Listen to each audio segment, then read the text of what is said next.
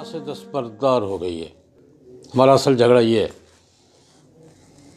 اس وقت دنیا کے ساتھ، مغرب کے ساتھ، عالمی فلسفے کے ساتھ ہماری بنیادی جھگڑا یہ ہے کہ آسمانی تعلیمات سے، وحی الہی سے دستبردار ہو گئے۔ ہم دستبردار نہیں ہوئے، نہ ہو رہے ہیں، نہ ہوں گے۔ یہ ہے جھگڑا سارا۔ آج خدا نخواستہ میں بات سمجھانے کے لیے کہہ رہا ہوں، اگر آپ دستبردار ہو جائے، کوئی جھگڑا نہیں دنیا کے ساتھ ہمارا۔ ایک مسلمان، میں یہ اس بات سے غور کر لیں، سوسائٹی کے قوانین، معاشرت، سیاست، تجارت، عدالت، اجتماعیت کی بنیاد مذہب پر نہیں ہے۔ یہ فلسفہ عیسائیوں نے تو قبول کر لیا ہے، ہندوؤں نے بھی نظم اور سسٹم میں قبول کر لیا ہے، بدھوں نے بھی قبول کر لیا ہے، چائنا سارا، جاپان، سسٹم میں، نظام میں یہ فلسفہ کہ اس کی اجتماعی احکام اور قوانین کی بنیاد مذہب پر نہیں ہوگی، سب نے قبول کر لیا ہے، ہندوؤں کا بھی، بدھوں نے بھی، عیسائیوں نے بھی، یہودی بھی۔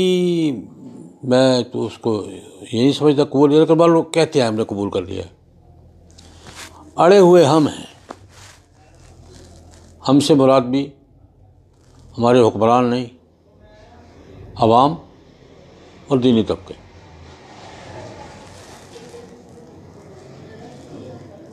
عوام اور دینی طبقے پوری دنیا میں، پوری دنیا کی صورتحال یہ ہے کہ عام مسلمان بھی قرآن پاک اور سنت رسول کے ساتھ کمیٹڈ ہے، اور دینی طبقے تو ہے ہی۔ یہ کمٹمنٹ توڑنے کی جنگ ہے ساری، کہ کس طرح یہ کمٹمنٹ ٹوٹے۔ نہیں ٹوٹ رہی، نہیں ٹوٹے گی، نہیں ٹوٹ۔ اس کی ایک وجہ آپ سے عرض کرتا ہوں۔ یہ جس زمانے میں یہ ناروے کے اور ڈنمارک کے وہ خاک و شاکوں کا مسئلہ پہلی دفعہ جب چلا تھا، تو ایک مغربی دانشور نے لکھا کہ ہمارا مسلمانوں کے ساتھ اصل جھگڑا یہ ہے، اصل جھگڑا ہمارا مسلمانوں کے ساتھ یہ ہے کہ ہم نے تو اپنے معاملات میں خدا کا، کتاب کا اور رسول کا حوالہ دینا چھوڑ دیا ہے۔ خدا کیا کہتا ہے، یسوع مسیح کیا کہتا ہے، بائبل کیا کہتی ہے، ہم نے تو چھوڑ دیا۔ مسلمان ابھی تک اس حوالے پہ اڑا ہوا ہے۔ کوئی بات کرو کہتا ہے خدا یہ کہتا ہے، رسول یہ کہتا ہے، کتاب یہ، تین حوالے ہیں۔ خدا کا حوالہ، اللہ یہ کہتا ہے، رسول اللہ یہ کہتے ہیں، قرآن یہ کہتا ہے۔ کہتے ہیں ہم نے تینوں حوالے چھوڑ دیے۔ مسلمانوں نے، اس کا لفظ ہے، مسلمانوں نے ابھی تک یہ تین حوالے اپنے سروں پر مسلط رکھے ہوئے ہیں، یہ حوالے نہیں چھوڑ رہے۔ کہتے ہیں ہم پارلیمنٹ میں بیٹھتے ہیں، قانون بناتے ہیں، کبھی نہیں سوچتے بائبل کیا کہتے، کوئی نام بھی نہیں لیتا بائبل کا، یسوع مسیح کا کوئی نام بھی نہیں لیتا قانون بناتے وقت، نہ خدا کا نام لیتا ہے۔ مسلمانوں نے یہ تینوں حوالے ابھی تک باقی رکھے ہوئے ہیں۔ پہلی بات تو میں یاد کرتا ہوں کہ الحمدللہ ہم نے رکھے ہوئے ہیں، ہم نے الحمدللہ رکھے ہوئے ہیں۔ ہمارا تو معاملہ یہ ہے کہ میں عرض کیا کرتا ہوں کہ ہمارے ہاں اگر کسی زمانے میں بش صاحب آیا کرتے تھے، تقریر کیا کرتے تھے، پھر اوباما صاحب نے 2-3 تقریریں کی مسلمان ملکوں میں آ کر۔ بش صاحب جب قاہرہ آئے ہیں، بش صاحب آئے ہیں یہاں جدہ آئے ہیں، بش صاحب استنبول گئے ہیں، تو ہم سے بات کرنے کے لیے ان کو بھی قرآن پاک کی 2-3 آیتیں اور حضور کی 3-4 حدیثیں یاد کر کے آنا پڑا تھا۔ اوباما صاحب تو حدیث کا متن یاد کر کے آئے تھے، مسلمانوں سے بات کرنی ہے، اس کے بغیر نہیں سنیں گے۔ ہمارے ہاں تو یہ حوالہ الحمدللہ اتنا مضبوط ہے کہ ہم سے بش کو بات کرنی پڑتی ہے، اوباما کو بات کرنی پڑتی ہے تو قرآن پاک کی 2-3 آیتوں کا حوالہ دینا پڑتا ہے، رسول اللہ کی کسی حدیث کا حوالہ دینا پڑتا ہے۔ ان کو پتہ ہے کہ اس کے بغیر یہ بات سنیں گے نہیں۔ مضبوط ہے، موجود ہے الحمدللہ۔ بلکہ اس سے اگلی بات عرض کرتا ہوں، ہم تو آپس میں لڑتے ہیں تو حوالہ قرآن سے نکالتے ہیں، لڑائی ہماری اپنی ہوتی ہے، حوالے حدیث کے دیتے ہیں، جھگڑے ہمارے اپنے ہوتے ہیں اور حوالہ قرآن سے اللہ یہ کہتا ہے وہاں سے استدلال کرتے ہیں۔ ہماری اپنی لڑائیاں بھی خدا رسول کے حوالے سے ہوتی ہے، دوسرے کے ساتھ کیوں نہیں ہوں گی؟ لیکن میں نے اس پہ جواب میں ایک بڑا تفصیلی مضمون لکھا تھا، میں نے کہا یار بات سنو، تم یوروپ ڈال رہے ہو ہم پر کہ ہم نے حوالے چھوڑ دیے، تم نہیں چھوڑ رہے۔ میرا سوال یہ ہے کہ تمہارے پاس تھا کیا جو تم نے چھوڑا ہے؟ چھوڑی کون سی چیز ہے تم نے؟ اور میں یہ جذباتی بات نہیں کر رہا، حقائق کی بنیاد پہ کر رہا ہوں۔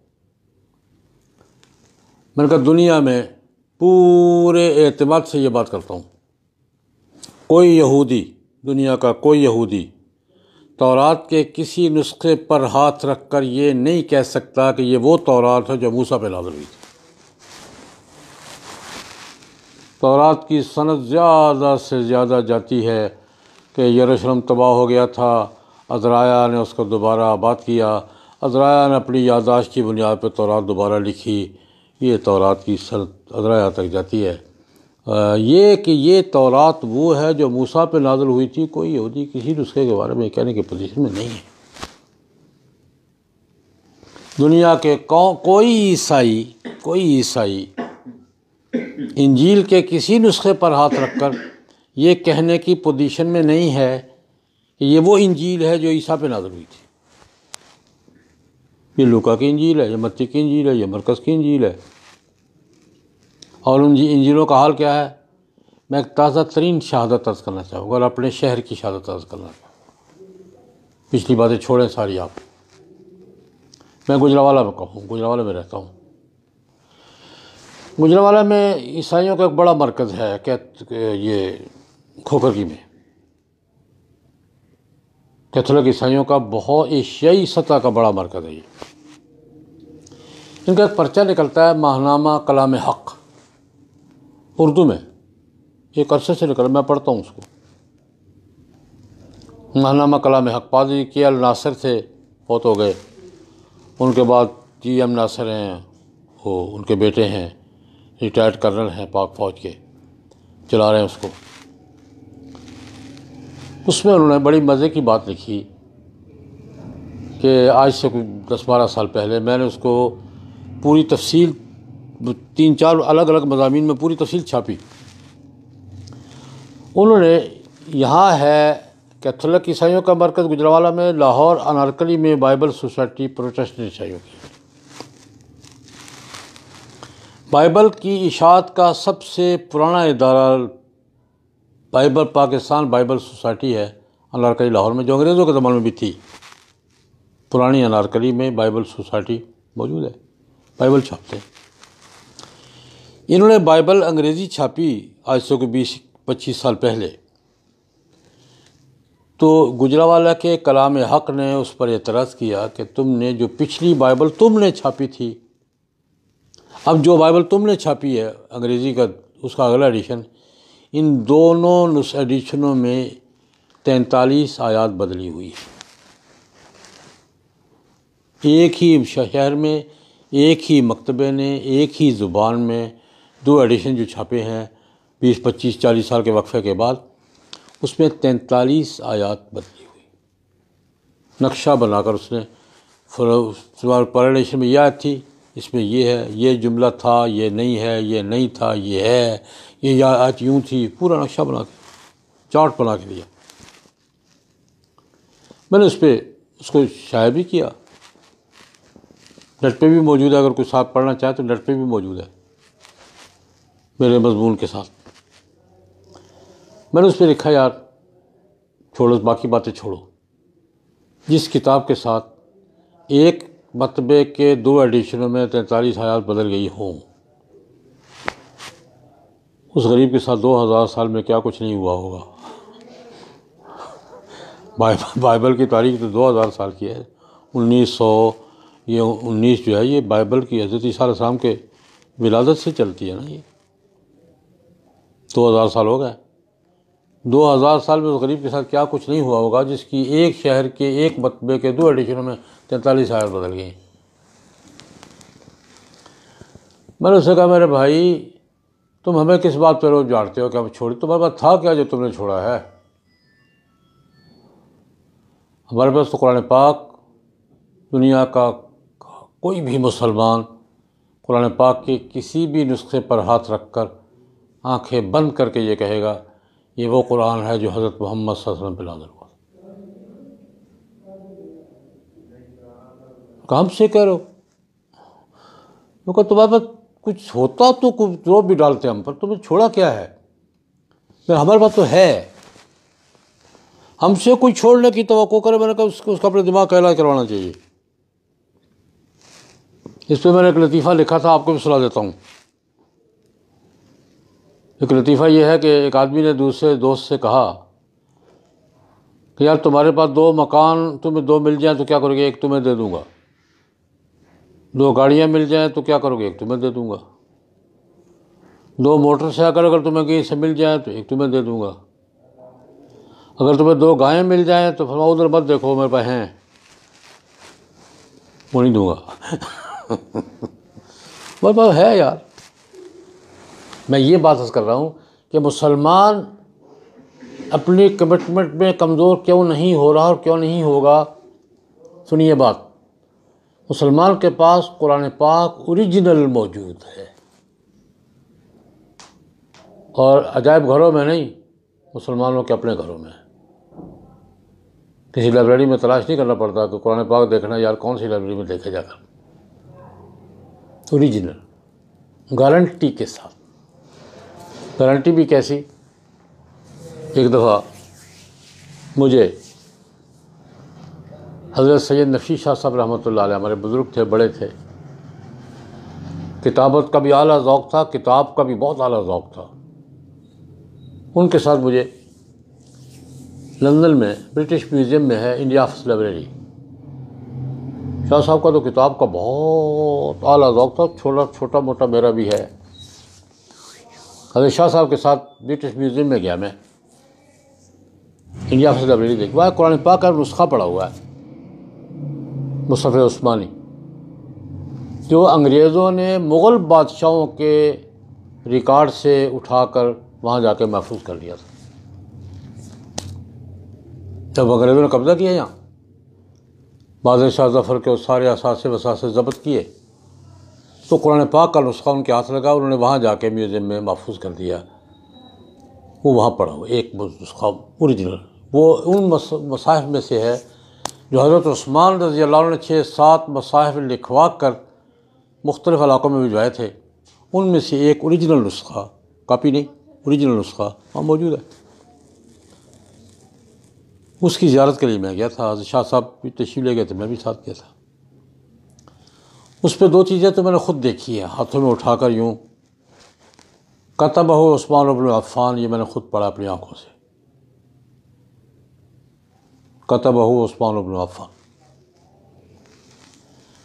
بادشاہوں کی موریں میں نے خود دیکھی ہیں. سلطان سلیم اول خلیفہ عثمانی کی، ایران کے اسماعیل صفوی کی مور ہے، اس کے بعد ان کے پاس آیا، وہاں سے انڈیا منتقل ہوا.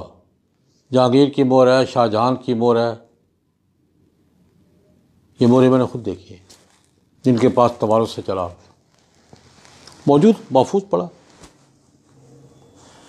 اور میں اپنے ذوق کی بات کرتا ہوں. میں نے جب قرآن پاک ہاتھوں میں اٹھایا نسخہ، یوں تو ٹر ٹر کے دیکھ رہا ہوں، یوں میں نے آسمان کی طرف دیکھا. میں نے کہا یا اللہ تو کتنا بے نیاز ہے. قرآن پاک کے اوریجنل نسخے کی حفاظت کن سے کروا رہا ہے؟ ہم شاید نہ کر پاتے. وہ بے نیاز ہے نا. ہمارے یہاں تو بادشاہی مسجد سے حضور سے منسوب چند تبرکات چوری ہوئے، 18 سال ہو گئے، پتہ نہیں چلا کدھر گئے. منسوب ہیں وہ 18 سال سے چل رہی ہے بات، پتہ نہیں چلا کدھر گئے ہیں، کون لے گیا، کیا ہوا ہے، پتہ نہیں ہم کیا کرتے. میں نے کہا یا اللہ تیری بے نیازی کیا عجیب ہے کہ قرآن پاک کے اوریجنل نسخے کی حفاظت کہاں سے کروا رہا ہے؟ سسٹم ان کا، خرچہ ان کا، حفاظت کس کی ہو رہی ہے؟ قرآن پاک کی۔ اور صرف حفاظت نہیں، اگلی بات، اس کے اوریجنل ہونے کی گارنٹی بھی دلوا رہا ہے ان سے۔ جہاں قرآن پاک رکھا ہوا نا، وہاں پوری سند لکھی ہوئی ہے ابھی ہی قال حدثنا کی طرز پر۔ ہم نے یہ نسخہ وہاں سے لیا، انہوں نے وہاں سے لیا، انہوں نے وہاں سے لیا، انہوں نے وہاں سے لیا، انہوں نے وہاں سے لیا، پوری سند حضرت عثمان تک لکھی ہوئی ہے۔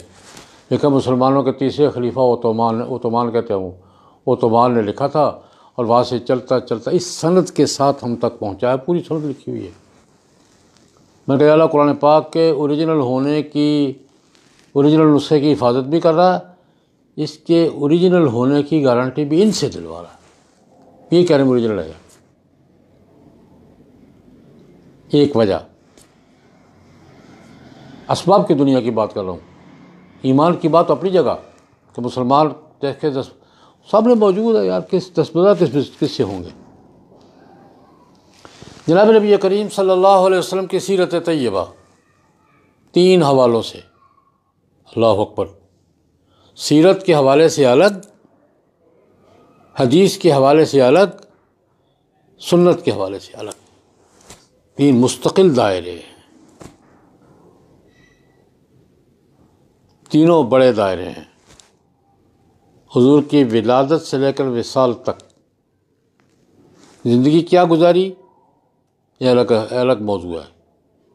کیا کچھ فرمایا، یہ الگ موضوع ہے۔ کیا کیا، یہ الگ موضوع ہے۔ ریکارڈ پر ہے، ایک ایک بات ریکارڈ پر ہے۔ نسل انسانی کی کوئی اور شخصیت نہیں ہے جس کی زندگی اس قدر تفصیل کے ساتھ ریکارڈ کا حصہ ہو۔ موجود ہے یار۔ میں ایک سادہ سی بات کرنا چاہوں گا، قرآن پاک موجود ہے، جس زبان میں موجود ہے، زبان بھی زندہ زبان ہے۔ ہر مسلمان کو رسائی کے مواقع میسر ہیں۔ قرآن پاک تک رسائی کے مواقع دنیا کے کوئی بھی مسلمان ایسا نہیں ہے جس کو قرآن پاک تک رسائی کے مواقع میسر ہوں۔ آج کے دور میں قرآن پاک کی زبان زندہ زبان ہے، سمجھنا بھی مشکل ہے، کوئی لمبے چوڑے فلسفے کی ضرورت نہیں پڑتی، عربی پڑھو، سیکھو، پڑھو، سمجھ لو۔ جناب نبی کریم صلی اللہ علیہ وسلم کے ارشادات، اقوال، اعمال، سنت تفصیل کے ساتھ موجود ہیں، اور عام مسلمان کی رسائی میں ہے۔ کسی مسلمان سے یہ توقع آپ آخر کر کیسے سکتے ہیں کہ وہ قرآن پاک میں اللہ کا حکم بھی معلوم کر سکتا ہے، وہ کرنا چاہے تو کر سکتا ہے، رکاوٹ نہیں ہے، اور جناب نبی کریم ہے کہ سنت اور حدیث بھی معلوم کر سکتا ہے اعتماد کے ساتھ، اس سے آپ توقع کیسے کر سکتے ہیں کوئی دستبردار ہوگا؟